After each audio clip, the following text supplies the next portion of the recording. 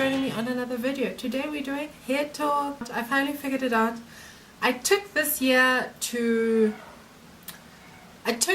out to be in my hair. Like, this was the year that I was going to be in my hair, do less protective styling, have my hair out more often, like learn how to manipulate it, how to take care of it, how to be one with my hair. That's what I was doing this year. So I gave you a frizzy hair, fine hair situation at the beginning of the year, and this is a follow-up from then, because I did say something in that video that I knew was right for me, but I didn't understand why it was right for me, and now I sort of do. Took like a couple of months, you know. I'm slow, Gabsters, I'm slow. But before I get into it, if you're new, have you subscribed? Please do if you haven't, and join the Gabster family, my golden oldies. How you doing? How you doing? Do you like the side bob? Look, it's growing, Gabsters. It's growing. Like a minute to in it. I actually had a time, sort of very recently, a few months back, when my hair was drying out and it was breaking off. And I know that it was breakage from dryness, because what I've picked up in my hair journeys is that if you your hair sheds. If your hair's shedding, then you get sort of like longer strands. If your hair is breaking off, you get like shorter strands, because it's usually breaking off at the tips. So in this instance, I was getting like a lot of like tiny little hairs all over the bathroom, and I knew my hair was dehydrated. I was like, what am I doing wrong? And I'm here to tell you. So in that video, with the frizzy hair video, I told you guys that I had fine hair, meaning that each individual strand of my hair was quite thin, and therefore, even though I had a lot of hair on my head, like the number of hairs on my head were a lot, my hair was still quite fine. So it was like, you know, couldn't stand up for itself, you know. It was like a bit like sort of like on the wimpy side of life, you know, just like, and it still is. Like, you can't change that. That is the texture of your hair, that is the nature of your hair, and it will stay like that till thy kingdom cometh. But what I said in that same video was that my hair liked butters, and that I used to thin them out with oils. Now that seems like a bit of a, that doesn't make sense, because butters are quite heavy, and why would you put butters in fine hair, like limp hair? Because wouldn't that just weigh it down even more? And Gabsters, I didn't understand why it said that, but I knew in my heart that my hair really liked not just butters, but like really heavy oils. And that's because, drum roll please, that is because, Gabsters, I have high porosity hair. Who knew? What is this porosity? So Gabsters, you have probably noticed that I never speak about 4A, 4B, 4C, because a curl is a curl, a zigzag or a circle, or that stuff that doesn't bother me. We have roller sets, we have flexi rods, we have all twist outs, we've got all sorts of things to maneuver the curls to how we want them to be. That's not my issue in life. But my biggest issue is, how do I get my hair, and how do I keep my hair healthy, hydrated and nourished, and not breaking? Because those are the things that help you retain length. So says the natural hair gurus.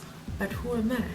Who am I? We have people who have high porosity hair, who have medium or sort of sits in between the porosities of hairs, and then you have people with low porosity hair. Most people that I've seen on YouTube generally have low porosity hair, which means they have a hard time putting in moisture into their hair. So they have a hard time opening the hair follicle and putting that moisture in there. I don't have those problems. My hair follicles are always open. Always, always, always. That is the problem. And that's probably also the cause of some of like my frizz and lack of like definition and things like that. Also on top of the fact that I've got fine hair. So moisture goes in very quickly, but it also comes out very quickly. Like, it doesn't stay, it sort of just goes in and like washes out. This is the problem.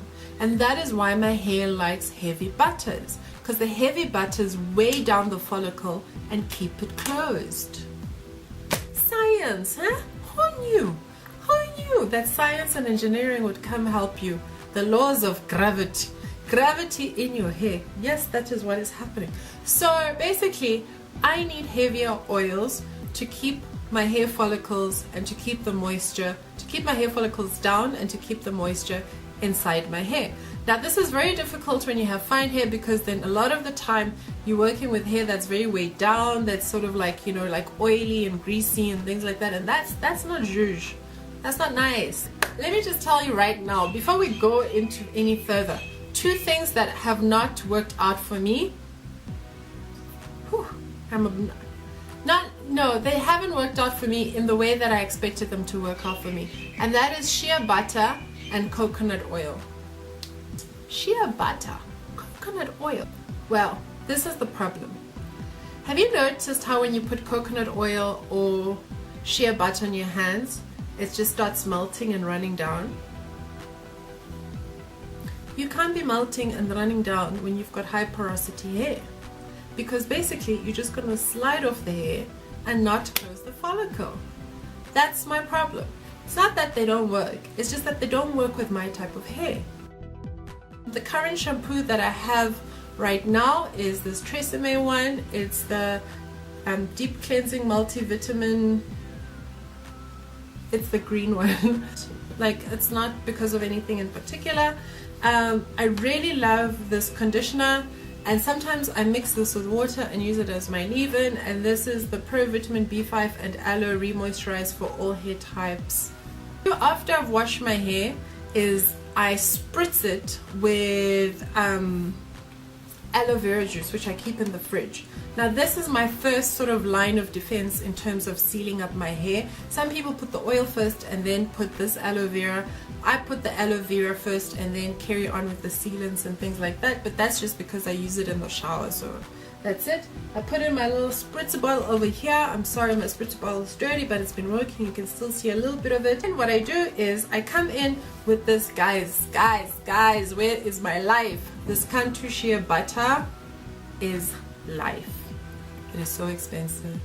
So I use this, and sometimes also when I in between washes and things like that, sometimes I put in this leave-in conditioner, or sometimes I put in this conditioner and I put it in some water and I spritz it in my hair just to bring back some moisture. So it depends really on which one. This one not so much because it's so expensive, and this is what I use as my leave-in conditioner after the aloe vera juice. So nice. I have been mixing my extra virgin olive oil. These are the oils that I've had with me, and my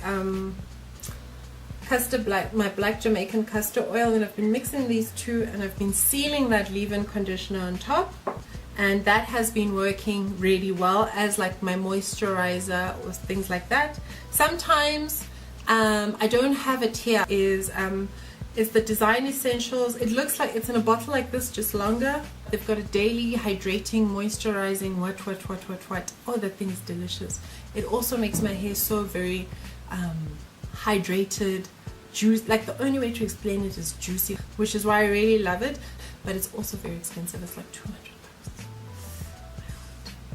So that's also what I use to seal in after I've put in the leave-in conditioner. I always want to go in with like some form of like an oil. The other thing that I do use, and I usually use this on top of the oils, or sometimes not on top of the oil, sometimes I use it straight after the leave-in conditioner, is the Aunt Jackie's Flaxseed Seal It Up Hydrating Sealing Butter. And this just locks in the oils, and it just keeps them like cling, cling, cling. It just keeps everything like locked in. And then for my roots, in between like the weeks and things like that, what I normally do is I use this.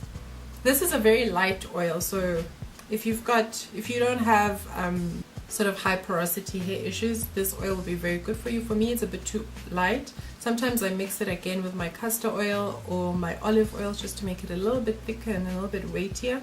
And this is really nice, and I use this for my scalp. It's the ORS Hair Repair Vital Oils for hair and scalp with grapeseed, sweet almond for dry hair and scalp, and I use this.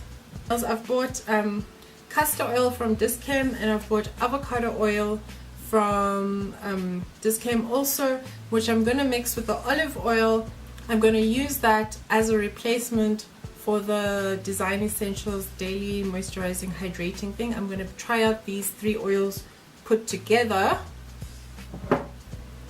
as a hydrating. So it's very important for me to really seal in that moisture and like keep it there, otherwise my hair just starts breaking and it's just a mess. So these have been working really well for me recently. The aloe vera juice is probably the most recent thing that I have been using. I haven't tried this new oil combination, but the aloe vera juice is probably the newest thing that I've been using, and so far I haven't had any like negative or adverse reactions to it.